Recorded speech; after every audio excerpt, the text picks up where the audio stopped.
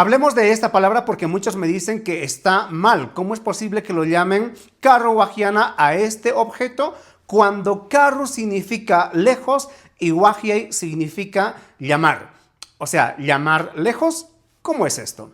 Gramaticalmente esto es correcto, ya que nosotros podemos unir una palabra con otra palabra y formar una nueva palabra con un nuevo significado. A este tipo de palabras se los llaman palabras compuestas de yuxtaposición. ¿Y cuál es el requisito primordial para unir dos palabras? Porque no se puede unir cualquier palabra.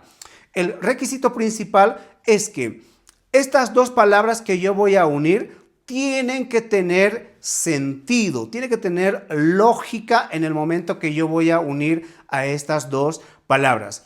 Y si nosotros analizamos algunos ejemplos de español, por ejemplo, como guardapolvo, como cortapluma, como cubre